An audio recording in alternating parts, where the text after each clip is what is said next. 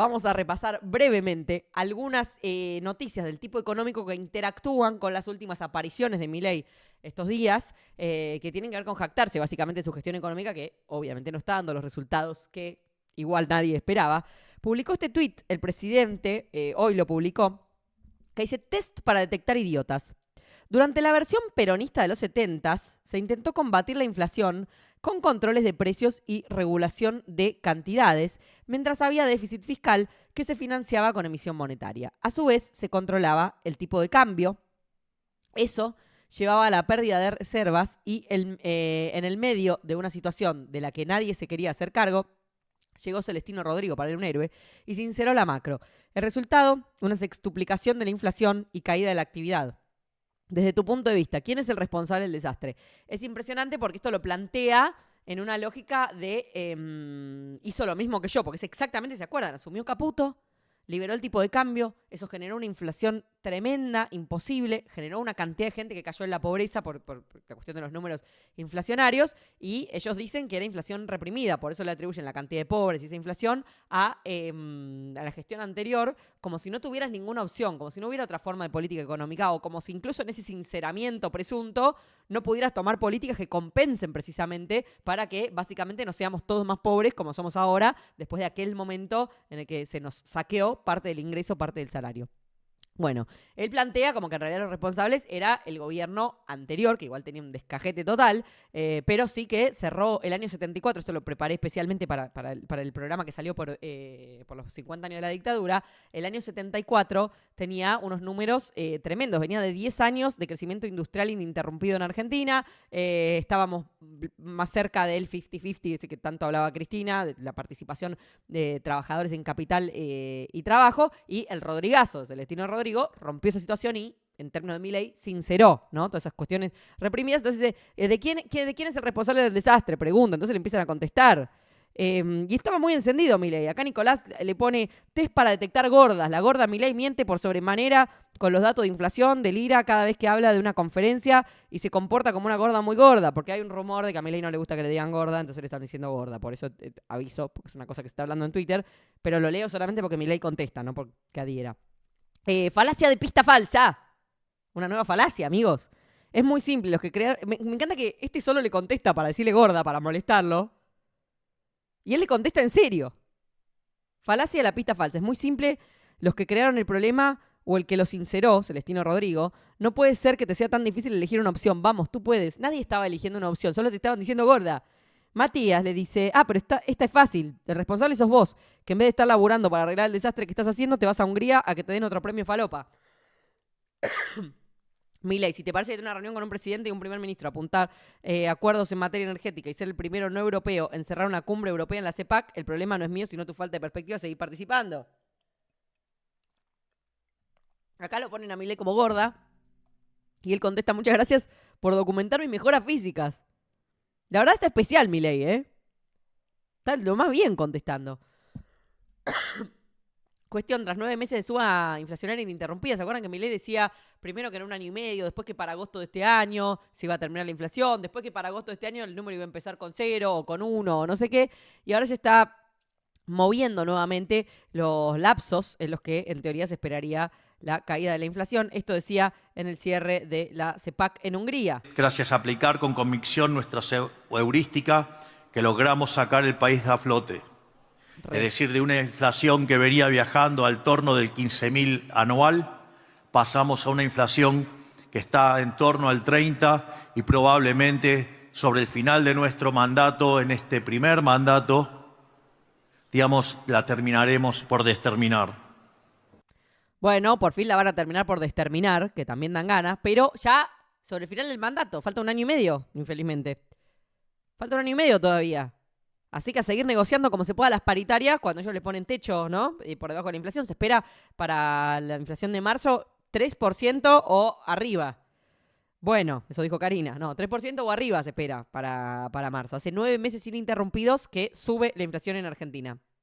Compartió en esta línea Milei este interesante gráfico sobre la inflación de todos los últimos gobiernos del kirchnerismo, que es donde él empieza a contar la historia. La lucha contra la inflación. El gráfico muestra que, salvo el actual gobierno, todos los restantes dejaron una mayor inflación que la recibida. Esto no significa que el problema de la inflación esté terminado, pero está claro que vamos por el buen camino. Y acá les señalo con el mouse. Tenés Néstor Kirchner, es el azul oscuro.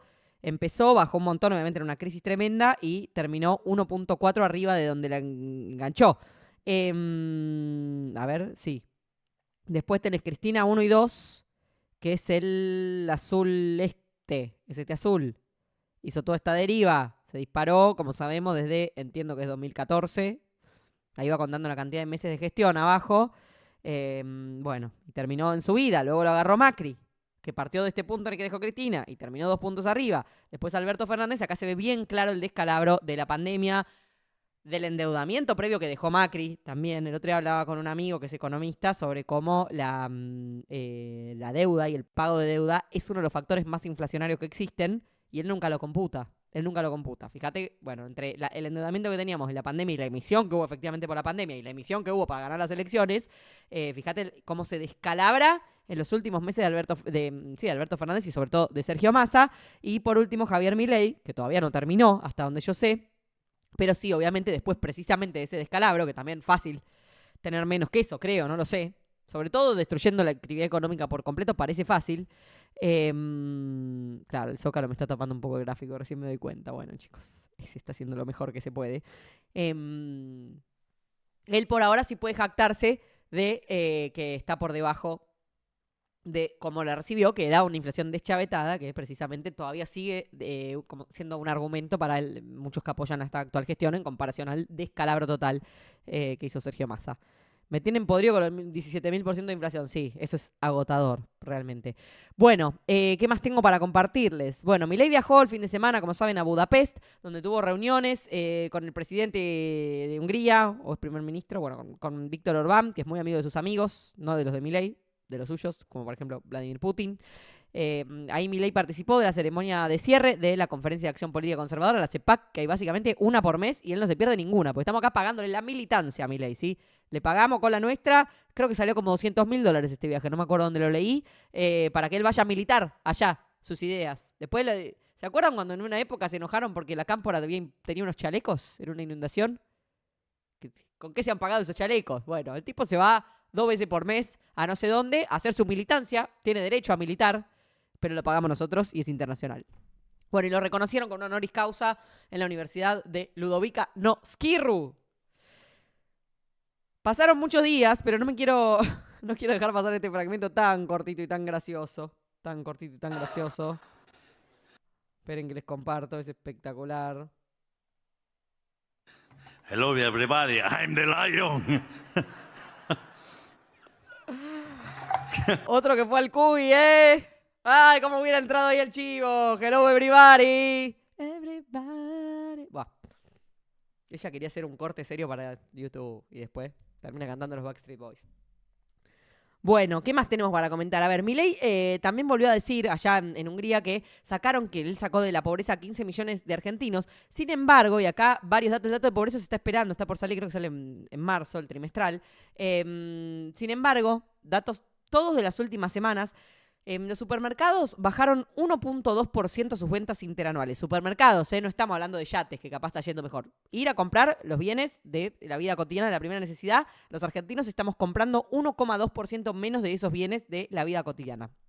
Según la empresa de según la propia empresa, según Uber, otro dato, el último trimestre en Argentina, más de 1 millón de personas manejaron un Uber. 1 millón de argentinos ya manejan Uber.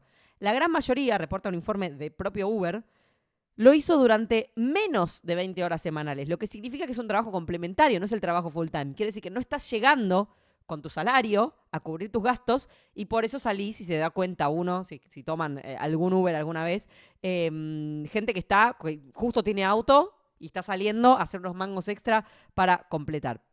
Se habló mucho en estos días también de feriados y de fin de semana de una nota de Jorge Liotti en La Nación que se pregunta, atención lo que se pregunta Liotti, ¿y si el plan no está funcionando?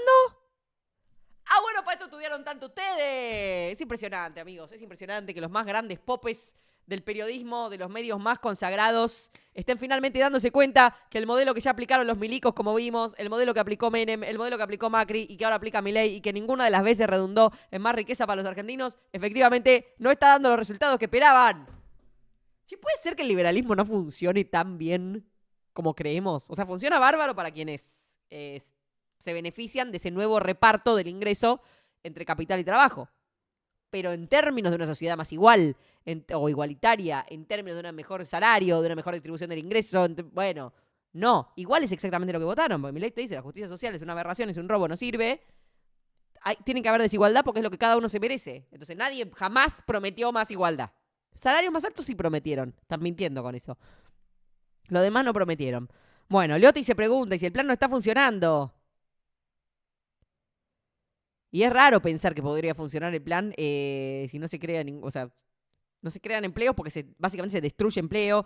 Sería difícil que aumenten los salarios si congelan las paritarias y las frenan por debajo de la inflación, como está haciendo el Ministerio de Economía. De hecho, ya son 22.600 las empresas que cerraron desde que asumió Milei en Argentina.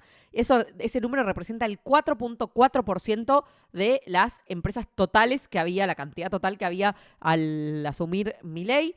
Como decíamos la semana pasada, los resultados son peores que los de la economía de pandemia cuando estábamos todos encerrados y ellos decían, no te dejan laburar, no te dejan realizarte, porque hay una pandemia. Bueno, no te dejan. Bueno, ahora todos libres, todos laburando aún más que en aquel momento. Tenemos datos peores que durante la pandemia. El 99% de estas 22.600 empresas que cerraron son pymes de hasta 40 trabajadores. Liotti en la nota cuenta de una encuesta de supermercados, que es lo que le llamó la atención precisamente, que es la que arroja este dato que les decía recién, que bajaron las ventas 1,2% interanual en febrero.